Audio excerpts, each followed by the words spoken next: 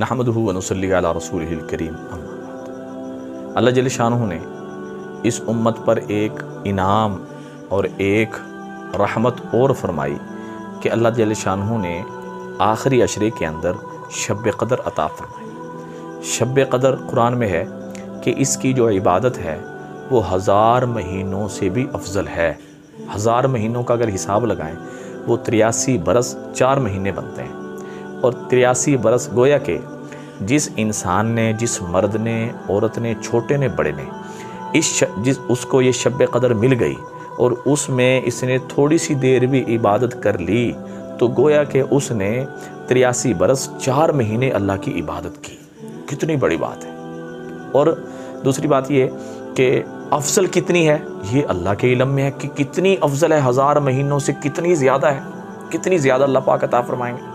और फरमाया कि अगर किसी ने किसी के मुक़द्दर में ये यानी 10 दफ़ा हुआ कि 10 दफ़ा उसे शब क़दर मिली, मतलब उसकी ज़िंदगी में 10 रमज़ान गुज़रे और उसने आखिरी जो 10 दिन हैं उस 10 दिनों की जो ताक रातें हैं उसमें कोशिश की, उन ताक रातों में इसने कोशिश करके लाजमी बात है किसी एक में तो है 21, 23, 25, 27, 29 किसी एक में तो है।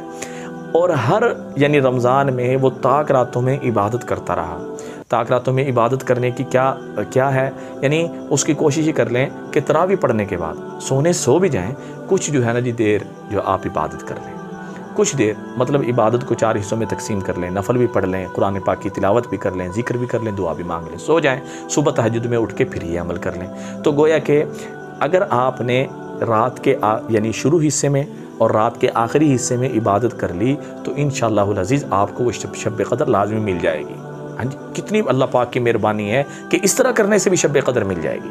और जो एतिकाफ़ में बैठा उसे तो पक्की बात है वो मिले ही मिलेगी।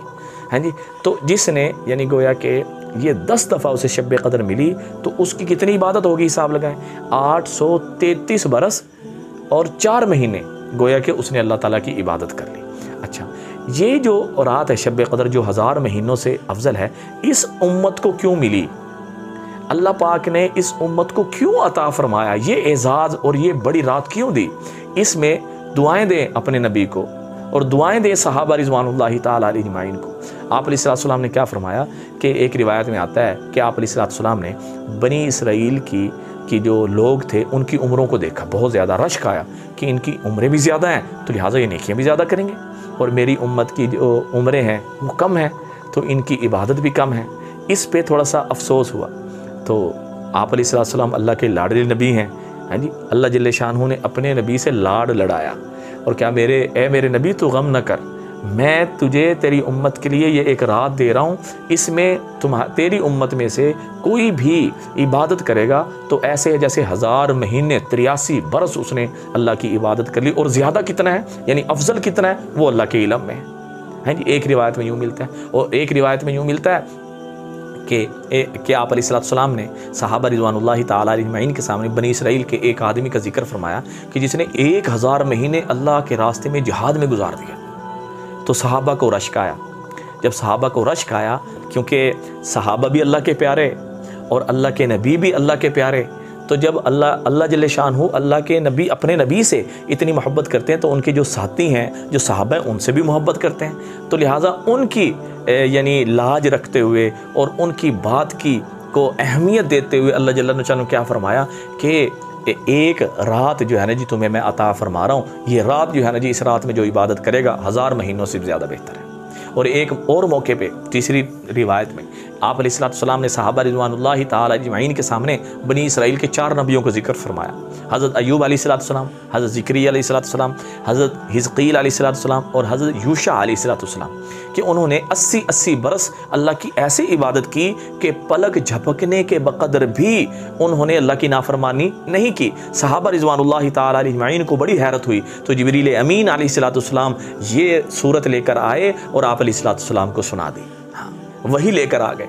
इसलिए सहाबा रिज़वानुल्लाहि ताला अलैहिम के सोचने पर, आप अलैहिस्सलाम के फ़िक्र करने पर इस उम्मत को अता फरमाई गई शब क़दर। मेरे मोहतरम भाइयों, किस कदर वो खुश नसीब लोग हैं कि जिनकी बरसों, हाँ जी, जिसके 20 साल हो गए बालिग होने के बाद, 20 साल हो गए, 30 साल हो गए, कि जिन्होंने न रमज़ान के रोज़े छोड़े, न इबादत छोड़ी, ना आखिरी अशरे में जो ताक रातें हैं उनकी इबादत छोड़ी, और उनको इन सारी रातों में शब क़दर नसीब हुई। कितने खुश नसीब हुआ है। और फरमाया कि ये रात क्या है, खैरुम मिन अल्फ़ि शहर, 1000 महीनों से बेहतर। और इसमें क्या होता है, तनज़्ज़लुल मलाइकतु वर्रूह, फरिश्ते नाजिल होते हैं। फरिश्ते नाजिल, फरिश्ते ने क्या कहा था कि ए अल्लाह, तो ऐसे लोगों को पैदा कर रहा है जो फसाद करेंगे, खून बहाएंगे और दुनिया के निज़ाम को ख़राब करेंगे। हाँ जी, तो अल्लाह पाक ने कैसे जो है ना जी फरिश्तों को नाजिल फरमाया, गोया कि उसकी तलाफ़ी के लिए फरिश्ते आए। इंसान को अल्लाह ने गंदे कतरे से पैदा किया। जो गंदा कतरा, हाँ जी, कपड़े पे लग जाए, माँ बाप को कितनी नफरत होती थी, उस कपड़े को जो है ना जी धो देते थे, उस कपड़े को साफ़ करते थे। लेकिन जब ये जो वही नुतफ़ा अल्लाह पाक ने इंसान बच्चे की शक्ल में दी, तो वालिदैन के दिल में अल्लाह जल्ले शानहू ने मोहब्बत डाली, हाँ जी, एहसास डाला, फ़िक्र डाल दी। हाँ जी, अब वही बच्चा बड़े होकर, हाँ जी, रोज़े भी रखे, तरावी भी पढ़ी, इबादत भी की, और शब क़दर की तलाश के अंदर ताक रातों में जाग भी रहा है। अब फरिश्ते उतरकर इस बात पे फ़ख्र फरमा रहे हैं कि अल्लाह, वाकई है जी तूने ऐसी मखलूक को पैदा किया कि जिन्होंने तेरी इबादत का हक अदा कर दिया। अल्लाह से दुआ है अल्लाह जल्ले शानो हम सब को शब क़दर भी नसीब फरमाए। और जो लोग एतिकाफ़ में बैठे हुए हैं और जो लोग इसमें कोशिश फ़िक्र कर रहे हैं, सबको नसीब हो जाए। यार हमारा क्या जाएगा, सबको मिल जाएगी, सबका फ़ायदा हो जाएगा। हाँ जी, अगर हम ये नियत करेंगे सबको मिल जाए, तो उसके बक़दर भी नेकियां अल्लाह पाक हमें अता फरमा देंगे। लिहाजा सदका जारी समझ के शेयर करें, दुआओं में याद रखें। अस्सलामु अलैकुम व रहमतुल्लाहि व बरकातहू।